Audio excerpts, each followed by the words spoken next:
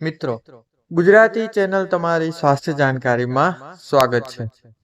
મિત્રો, જન્માષ્ટમીના દિવસે તમે આ વિશેષ ઉપાય કરીને તમે તમારી સમસ્યાઓનો ઉકેલ મેળવી શકો છો. હિન્દુ ધર્મમાં જન્માષ્ટમીના તહેવારનું ખૂબ જ વિશેષ મહત્વ છે. જન્માષ્ટમી શ્રાવણ વદ આઠમના દિવસે ઉજવવામાં આવે છે. આ વર્ષે જન્માષ્ટમી 26 ઓગસ્ટ 2024 અને સોમવારના દિવસે છે. જન્માષ્ટમીના દિવસે ભગવાન શ્રી કૃષ્ણની વિશેષ પૂજા કરવામાં આવે છે. મિત્રો, સમગ્ર વિશ્વમાં કૃષ્ણ જન્માષ્ટમી ખૂબ જ ધામધૂમથી ઉજવવામાં આવે છે. જ્યોતિષ શાસ્ત્રમાં કેટલાક ઉપાયો જણાવવામાં આવ્યા છે. જો કોઈ વ્યક્તિ જન્માષ્ટમીના દિવસે આ ઉપાયો કરે છે તો તે વ્યક્તિની તમામ મનોકામનાઓ પૂર્ણ થાય છે તથા તેના જીવનમાં સુખ સમૃદ્ધિ આવે છે અને તેની બધી સમસ્યાઓનો અંત આવી જાય છે. જે વ્યક્તિ જન્માષ્ટમીના દિવસે ભક્તિભાવથી આ ઉપાયો કરે છે તેને ભગવાન શ્રી કૃષ્ણની સાથે સાથે માતા લક્ષ્મીની કૃપા પણ પ્રાપ્ત થાય છે. તો મિત્રો, આ ઉપાયો વિશે આપણે આગળ જાણીએ. અને મિત્રો, આ ઉપાયો જાણીએ તે પહેલા જો આ વિડીયો તમને પસંદ આવે તો વિડીયોને લાઈક અવશ્ય કરજો. તમારી એક લાઈક અમને બીજા વિડીયો બનાવવા માટે પ્રોત્સાહિત કરશે અને ચેનલને પણ જરૂરથી સબસ્ક્રાઇબ કરજો. અને કોમેન્ટ બોક્સમાં એકવાર સાચા મનથી જય શ્રી કૃષ્ણ જરૂરથી લખજો. અને આ ઉપાયોને સાચી માહિતી મેળવવા માટે આ વિડીયોને અંત સુધી નિહાળતા રહેજો. નંબર 1 છે માખણ અને મિશ્રીનો પ્રસાદ. મિત્રો, જ્યારે જન્માષ્ટમીની રાત્રે ભગવાન કૃષ્ણનો જન્મ થાય ત્યારે તેમને માખણ અને મિશ્રી અર્પણ કરો. કારણ કે ભગવાન શ્રી કૃષ્ણને માખણ અને મિશ્રી ખૂબ જ પ્રિય છે. આમ કરવાથી જીવનમાં સુખ સમૃદ્ધિ આવશે અને ભગવાન શ્રી કૃષ્ણની કૃપા તમારા પર હંમેશા માટે બની રહેશે. આગળ જોઈએ તો નંબર 2 છે ચંદનનું તિલક. મિત્રો, જો તમે તમારા જીવનમાં ઘણી સમસ્યાઓનો સામનો કરી રહ્યા છો તો કૃષ્ણ જન્માષ્ટમીના દિવસે તમારા કપાળ પર ચંદનનું તિલક અવશ્ય લગાવો. ત્યારબાદ ગુલાબજળ સાથે કેસર અને કપાળ પર એક બિંદી લગાવો. આમ કરવાથી તમારા મનને શાંતિ અને ઠંડક મળશે અને ભગવાન શ્રી કૃષ્ણ તમારી બધી મનોકામનાઓ પૂર્ણ કરશે. ઉપરાંત આ ઉપાયો તમે જન્માષ્ટમી સિવાયના દિવસોમાં પણ કરી શકો છો. તિલક લગાવવું એ હિન્દુ ધર્મમાં ખૂબ જ શુભ માનવામાં આવે છે. આગળ જોઈએ તો નંબર 3, શંખથી કરો અભિષેક.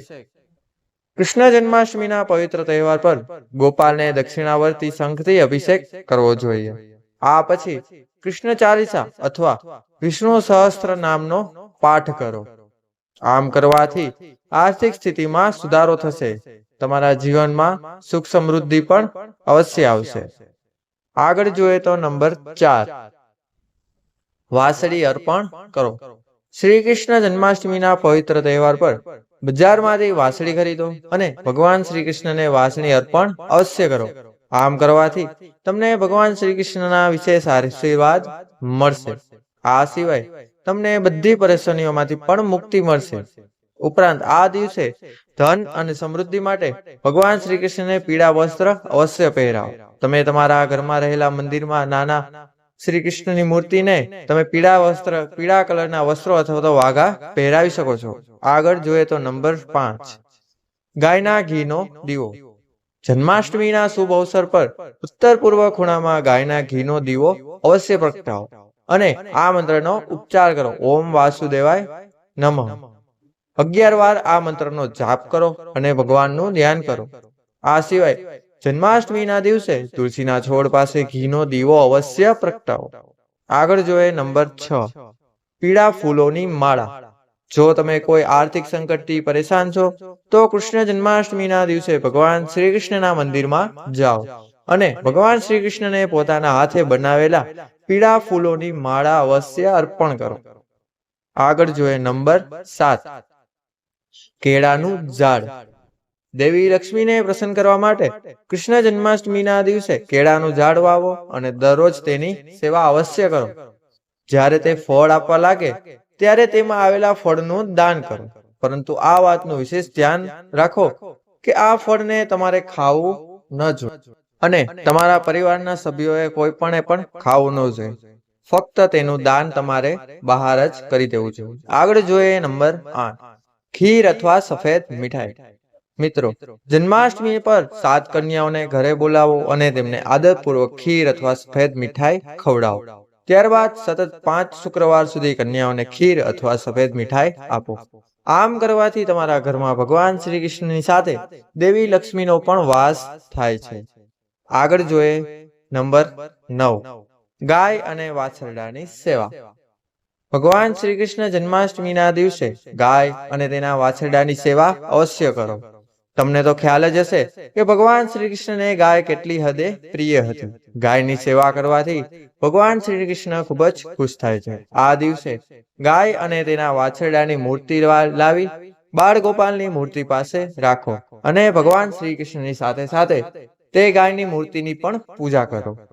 આગળ જોઈએ નંબર 10, દુર્ભાગ્યનો નાશ કરવાનો ઉપાય. શ્રી કૃષ્ણ જન્માષ્ટમીથી પૂનમના 10 સુધી સતત 8 દિવસ સાંજે પીપળાના ઝાડ નીચે સરસોના તેલનો 4 બાજુનો દીવો અવશ્ય પ્રગટાવો. આમ કરવાથી તમારા ઘરમાંથી દુર્ભાગ્યનો નાશ થશે અને તમને શુભ ફળ અવશ્ય મળશે. આગળ જોઈએ નંબર 11, અડદની દાળ. કૃષ્ણ જન્માષ્ટમીની રાત્રે બરાબર 12 વાગ્યે તમે આખી કાળી અડદની દાળ લો અને ચોખાના દાણાને મિક્સ કરી લો. ઘરની બહાર એકાંત જગ્યાએ ખાડામાં દાટી દો. આમ કરવાથી ઘરમાં સુખ સમૃદ્ધિ જળવાઈ રહેશે. આગળ જોઈએ નંબર 12, સમૃદ્ધિ લાવવા માટેનો ઉપાય. કૃષ્ણ જન્માષ્ટમી પર શ્રી બાળ ગોપાલને આખા કાળી મરી અને તુલસીના પાન સાથે સાથે સાબુની ખીર અર્પણ અવશ્ય કરો.